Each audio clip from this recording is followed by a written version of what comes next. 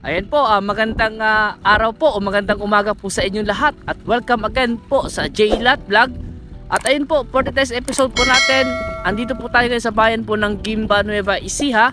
At meron po kaming ipapakita po sa inyo na property po dito. Ito naman po ay rice land po siya. Boss, ilan yung area niya? 14 hectare. So, ang sukat po ng property na ipapakita po namin sa inyo sa araw po na ito ay 14 hectare naman po siya. At ang kanyang presyo po ay 250 per square meter daw po ito. At ayun nga po, apat po yung kanyang titulo. At ito nga po, nakaalong irrigation road po siya. At andito po yung irrigation canal. Ito yung pinaka main. At ilang metro lang po ang layo po niya sa Barangay Cemented Road. Tapos pag ganun po, papunta naman po sa National Highway. Ang estimate ko po siguro sa National Highway, baka wala pang 1 kilometro po siguro. And then ang layo po niya sa town proper, mga 10 minutes driving po siguro. At ito naman po, itong way na ito ay papunta rin po sa town proper. Medyo rough road nga lang po dito, pero lalabas din po ito sa National Highway. Diyan lang po sa part po na yan, andyan lang po yung National Highway. Mga, yun nga po, baka wala pang 1 kilometro. Ayan. So ito nga po ay, yun nga po, 14 hectare po ito. Dito mag-start sa part na ito. Diretso daw po yan, hanggang doon daw po, di natin maano. Kaya ang maganda po dito, yung drone video na lang po ang maghahatid po sa inyo kung saan yung ibang mga portion po ng property at yung mga boundary po doon. Kasi may source po naman po, may source po kami sa property nito, yung dalawang lalaki po doon na taga dito sa Guimba, at sila po yung nakakaalam po ng mga boundary. So ayan, ituturo na lang po sa Google po siguro, sa drone video yung kanyang boundary po. Ayan. Sa ngayon po, wala pong laman yung irrigation canal. Ulitin ko po, ito po ay 14 hectare. Apat po yung kanyang titulo. At ang presyo nga po ay 250 per square meter po siya.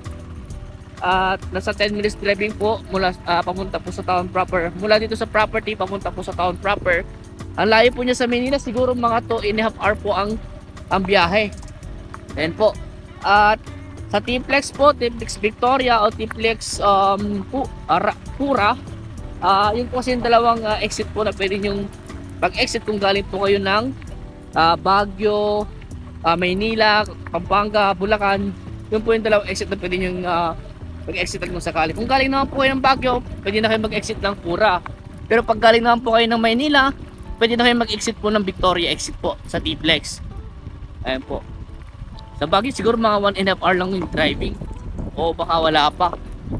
Sa Maynila mga 2.5 po siguro. So hanggang dito po yung kanyang boundary. Ang estimate ko nga pong practice po niya nasa 200 meters more or less, pero ang tansya ko baka sosobra pa. Pero yun na, sabihin na lang po natin na more or less na lang. So dito po siguro hanggang dito lang. Akasi daw? Oh, hindi yata. Hanggang dito lang. Bakit siguro yun? Parang hanggang dito po yata yung boundary. Ewan ko lang kung dito o dito. Sabi pa, bago daw magkakasya eh. Saan? Atay boss? Dito daw po. Ayan, diretso po hanggang doon. Pagano na po siya. So ito na po yung binibentang 14 hectare. At kitang-kita naman po dito yung mga bulubundukin po ng Carapallo, yung bundok ng Mount Bangkay. Yan. May mga mountain view po tayo dito at malamig. Medyo may kalakasan konti yung hangin. At ito nga po ay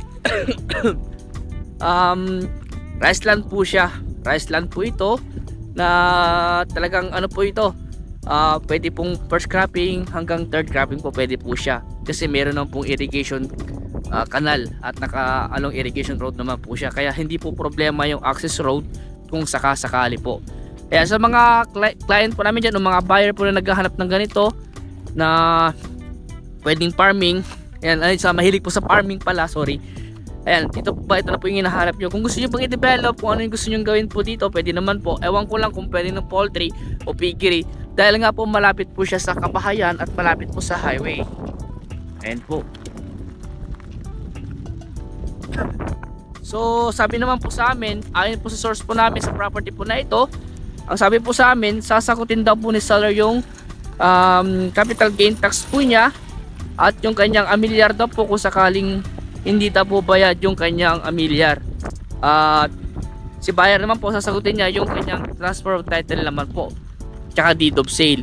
Yun nga po ang gusto ko sanang niya pag-usapan nyo ni seller po kung sakali, yung about naman po sa relocation survey, para ma-relocate po natin itong property po na ito bago nyo po bilhin, kung sino yung sasagot po sana doon. Kaya yun po yung maganda pag-usapan nyo, para at least baklaro nyo po yung bawat isa kung ano yung mga obligasyon po.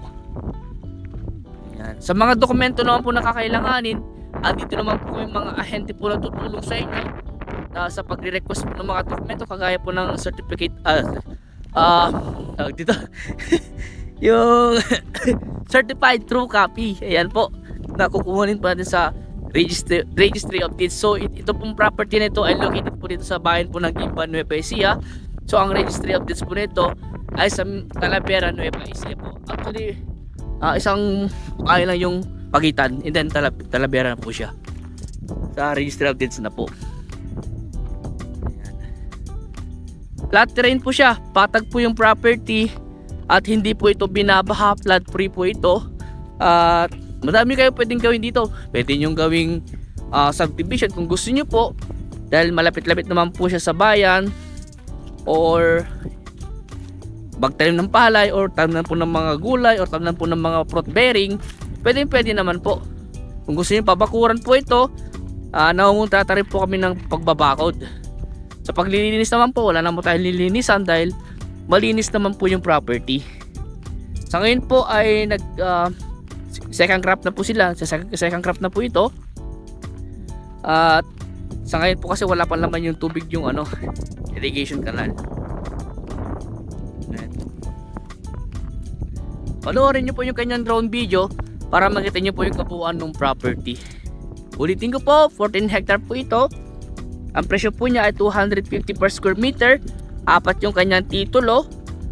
Hindi ko lang alam kung may extrajudicial o may buhay pa sa title, dahil hindi po alam nung mga contact po namin. So tuturuan na lang po namin sila kung paano yung mga bagay. Ayan, pwede rin pong itikan dahil doon po may mga alaga silang mga itik. Ayan po, pwede kayo mag-itik, mag-alaga ng mga kambing, baka. Ayan, pwede gawing ano po yung gusto nyo gawin, pwede po dito sa property po na ito. So hanggang dito po muna, at kung sakaling may mga katanungan po kayo regarding po sa property na ito, layo. Layo. So yung drone na lang yung pupunta doon. Medyo boss. Dito na lang, maganda naman dito. Ayan. Patapos naman na din ako kumuha ng video, pero sige. Ayan, bababa daw po ako para makita nyo daw po yung yung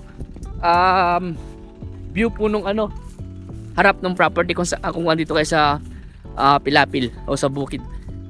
Ayan po. Ganda. Ayan, si Boss Alistair kumakaway pa. Ayan, ayan, shout out ka mo, boss. Ayan po. Ayan po yung property na binibenta po. So may mga katanungan po kayo regarding po sa property na ito, tawagan nyo lang po ako. Naka-flash naman po sa screen yung aking number. Ganun din po yung aking number. Naka-register po sa Viber, WhatsApp. Pwede po sa Messenger. Pwede nyo po tawagan sa Facebook. Ganyan po. At kung bago pa lang sa aking YouTube channel, huwag nyo sana kalimutan po mag-subscribe at pakihit na rin yung notification bell para ma-update po kayo sa mga binablog po namin mga property. At ganoon din po, maraming salamat din po sa pag-suporta nyo sa aming team, sa Team Realtors, sa mga kliyente po namin nakabili na po sa amin. Maraming salamat po sa inyo. At sana makabili pa kayo ulit sa amin. At yun nga po, shout out na lang po sa mga mahal namin po sa buhay dyan. Ayun po. So hanggang dito po muna, at maraming salamat po sa inyo lahat, at God bless po.